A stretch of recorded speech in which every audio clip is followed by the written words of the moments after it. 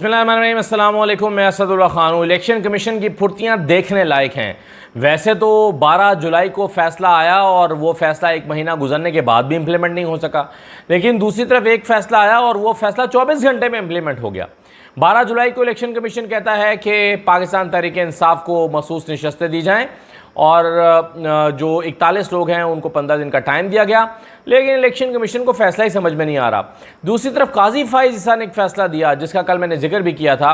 काजी फाइज ईसा के फ़ैसले को 24 घंटे के अंदर अंदर इलेक्शन कमीशन ने इम्प्लीमेंट करके उन नून लीगियों को नोटिफाई भी कर दिया जो नून लीगी मुस्तरद शुदा वोटों की बुनियाद पर जितवाए गए। ये देखिए, चौधरी बिलाल एजाज जो हल्का NA 81 गुजरांवाला से जीते थे 1,17,000 वोट लेकर, अजहर क़यूम नेहरा ने 1,09,000 वोट हासिल किया था। और यहाँ पर अब दोबारा जब रिकाउंटिंग हुई तो आप सोचिए, गैस कीजिए कि कितने वोट मुस्तरद करने पड़े होंगे जिताने के लिए। यहाँ पर 10,630 वोटों को मुस्तरद करके कुल मुस्तरद शुदा इस हल्के के जो वोट हैं उसको 17,771 करना पड़ा, फिर कहीं जाकर जो अजहर क़यूम नेहरा हैं वो जीते हैं। और नून लीग के अजहर क़यूम नेहरा को इसके बावजूद कि हज़ारों वोट PTI के जो हैं वो मुस्तरद करना पड़े, फिर भी अजहर क़यूम जो हैं वो महज चंद 100 वोटों की बुनियाद पर जो है वो जीत पाए हैं। तो ये यहाँ पर हुआ। फिर इसी तरह से राना फराज नून के हल्के में भी 1,34,000 वोट लिया था, 1,28,000 अब्दुर्रहमान कांजू ने लिया। यहाँ पर 7,800 वोटों को मुस्तरद किया, फिर भी फ़र्क नहीं निकाला जा सका।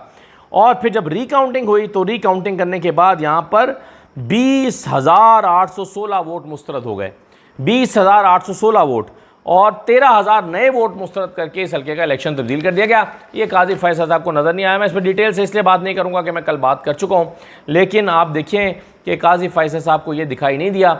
उन्होंने कहा कि नहीं जी नहीं, इलेक्शन कमीशन ने जो कह दिया, इलेक्शन कमीशन आईनी इदारा है, काबिल एहतराम है, बात माने इनकी। और फिर हमने देखा कि 24 घंटे के अंदर अंदर अगले ही दिन इलेक्शन कमीशन ने उनको नोटिफाई भी कर दिया। इसी तरह से ननकाना साहब का भी एक MPA का हल्का है, एक सूबाई असम्बली का हल्का है, जहां पर राना अरशद को अब जितवा दिया गया है। तो ये हुआ है। और इलेक्शन कमीशन की फुर्तियाँ जो हैं वो देखने से ताल्लुक़ रखती हैं। पहले सांप सूंघा हुआ है 12 जुलाई को फैसले को इम्प्लीमेंट करने के हवाले से, जहाँ पर 2 जजेस कह रहे हैं कि हुकूमत को चाहिए कि इस फैसले को इम्प्लीमेंट ही ना करे। 8 जजेस के फैसले को 2 जजेस कह रहे हैं इम्प्लीमेंट ना किया जाए, और उन 2 जजेस की बात को मानकर इलेक्शन कमीशन और हुकूमत जो है वो एक ज़िद किए बैठी है।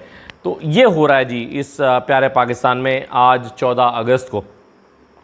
दूसरी तरफ जो फैज़ हमीद साहब का मामला है उस पर बयानबाजी चल रही है। नून लीग ताने दे रही है PTI को कि देखें इनको सांप सूंघ गया, देखें ये कैसे खामोश होकर बैठ गए, देखें फैज़ हमीद का जो है वो बुरा वक्त है। और भाई फैज़ हमीद से हमदर्दी या फैज़ हमीद के साथ जो एक लगाव था PTI के कारकुनों को हो सकता है, वर्कर्स को हो सकता है, कोई उनको एक उनके साथ हमदर्दी हो सकती है, लेकिन वो सब एक ज़माना हुआ ख़त्म हो चुका है जब जनरल फैज़ हमीद का दोहरा मयार, दोहरा रवैया और डबल गेम जो है जब लोगों को समझ आई है, तब से वो रोमांस ख़त्म हो चुका है।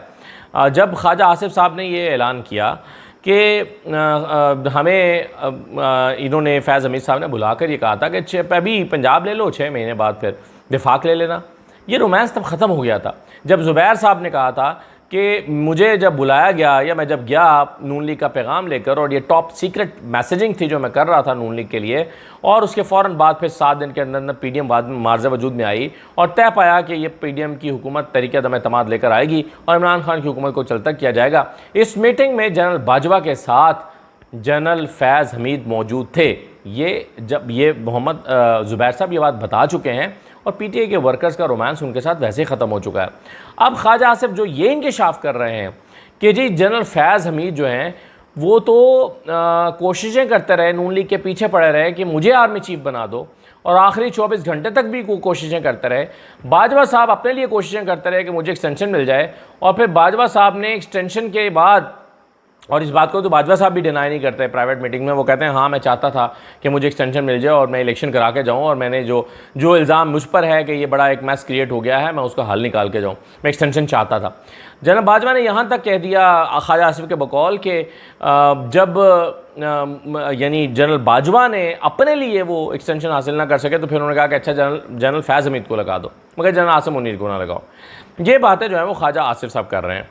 अब सवाल ये पैदा होता है कि जब फैज़ हमीद के बारे में पता चलता है कि वो तो इमरान खान की हुकूमत को ख़ुद ख़त्म कर रहे थे, जब वो तो पीडीएम की हुकूमत पीडीएम बनाने में पूरी कोशिशें कर रहे थे, फिर वो अपनी जो आर्मी चीफ बनने की जो इस्तदा है वो नून लीग की लीडरशिप से कर रहे थे, तो फिर साफ पता चलता है कि जनरल फैज़ हमीद कब के नून लीग को छोड़ के तहरीक इंसाफ को छोड़कर नून लीग की तरफ चले गए हुए थे। वो अपनी साइड बदल चुके थे, क्योंकि उनको लगता था कि शायद इमरान खान तो उन्हें आर्मी चीफ नहीं बना सकेगा, शायद नून लीग उन्हें आर्मी चीफ बना दे, और वो अपनी होप लिए वहाँ चले गए। ये ख्वाजा आसिफ साहब की बातों से ये अंदाज़ा होता है।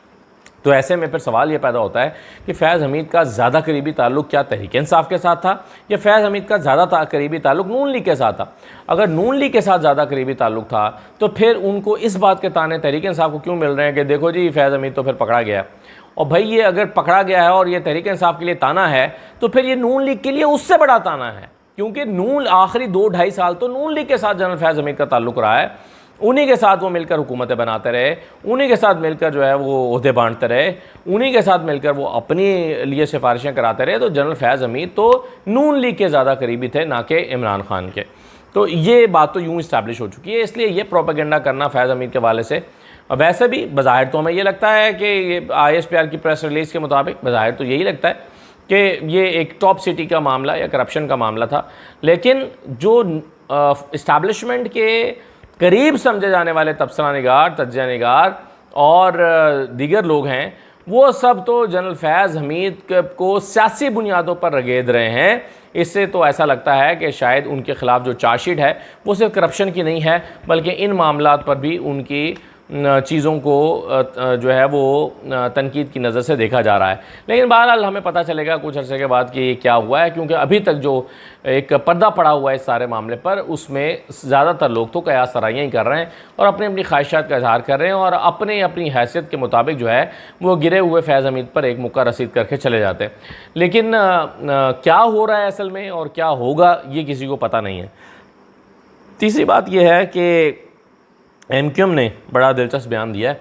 उन्होंने कहा कि जी हमारे गवर्नर को हटाया गया तो हम हुकूमत से अलहदा होने का फ़ैसला कर सकते हैं। सुबहान अल्लाह। और भाई जिनको अपनी वॉशरूम जाने का इख्तियार नहीं है, जिस जमात को कि वो अपनी मर्ज़ी से वॉशरूम भी जा सकते हैं या नहीं जा सकते, वो जमात कह रही है कि हम हुकूमत से अलहदगी का फ़ैसला कर सकते हैं। इन्हें पता होना चाहिए कि ये एक सीट भी नहीं जीते।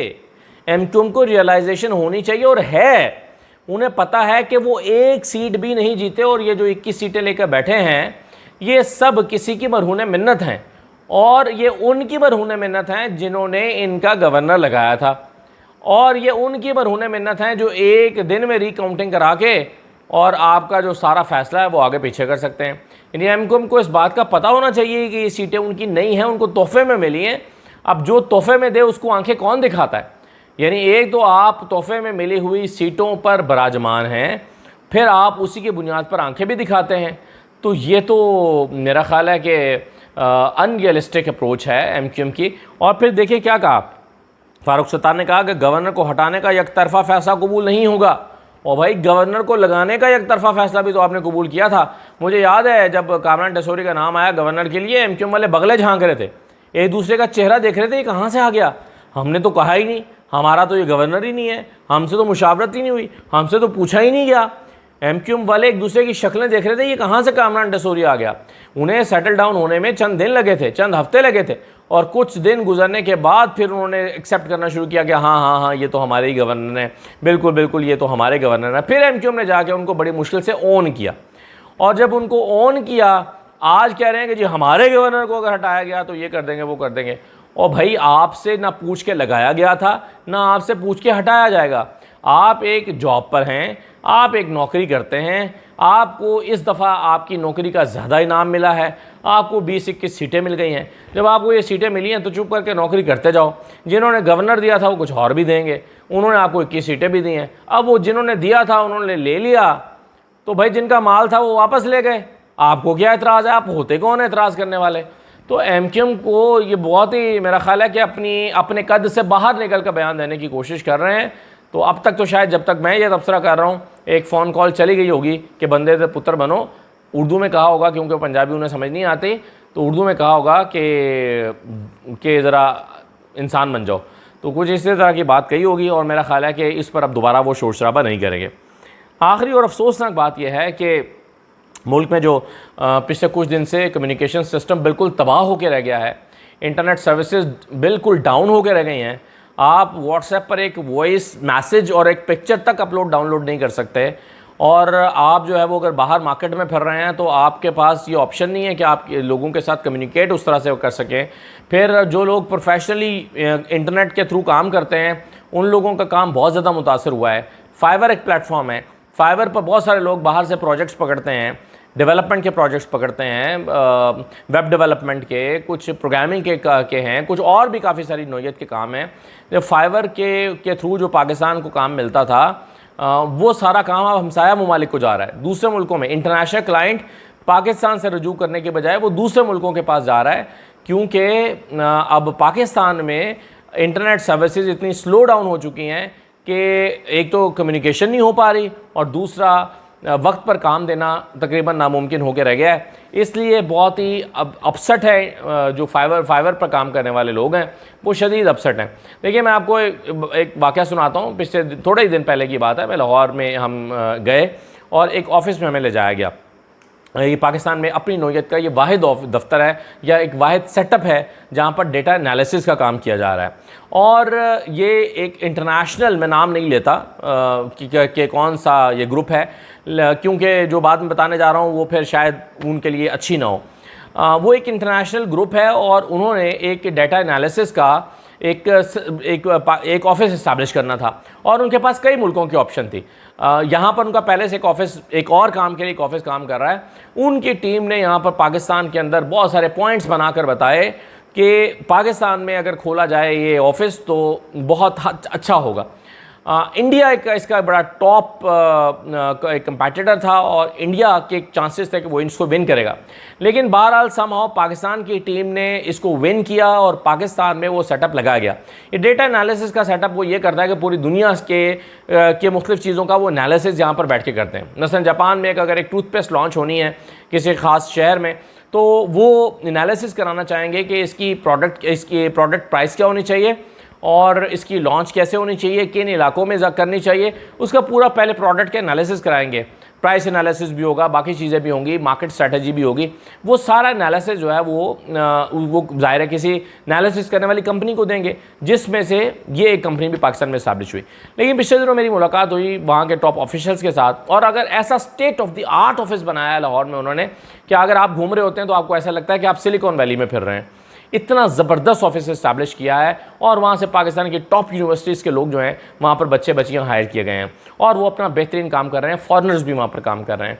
अब मैंने उनसे पूछा कि इंटरनेट सर्विसेज आजकल बहुत डिस्टर्ब रहती हैं, तो उन्होंने कहा कि हम इसकी वजह से बहुत परेशान हैं, हमें जवाब देना मुश्किल हो रहा है, और वो जो हमने आर्गूमेंट दे के पाकिस्तान के लिए विन किया था 2 साल पहले यह प्रोजेक्ट, अब उसके लिए वो हमारे लिए लायबिलिटी बन रहा है। उन्होंने कहा कि जी हमने हुकूमत से दरख्वास्त किया है कि हमें कोई डेडिकेटेड लाइन दे दें, क्योंकि हमारा तो काम ही सारा इंटरनेशनल क्लाइंट के साथ है, हमारा तो सारा का सारा काम मुख्तलिफ लैंग्वेजेस में है। और मैंने देखा है कि वहाँ पर कोरियन बोलने वाले बैठे हुए हैं, वहाँ जापानीज़ बोलने वाले बैठे हुए हैं, वहाँ पर अरबी बोलने वाले बैठे हुए हैं, इंग्लिश तो ओबियसली है ही, ताकि मुख्तलिफ कंट्रीज़ के लोग क्लाइंट्स को डील किया जा सके। और वो कहते हैं कि जी हमने हुकूमत से कहा हमें डेडिकेटेड लाइंस दे दें, ताकि अगर आपको पॉलिटिकल रीजंस की वजह से स्लो डाउन करना पड़ता है तो हम उससे मुतासर ना हों। लेकिन उन्होंने कहा कि हुकूमत ने हमारी बात पर कान नहीं धरा और हम इस वक्त शदीद अपसेट हैं, हम इस वक्त शदीद परेशान हैं। ये एक दफ्तर का हाल मैं आपको बता रहा हूँ और फाइवर का मैंने आपको हाल बताया।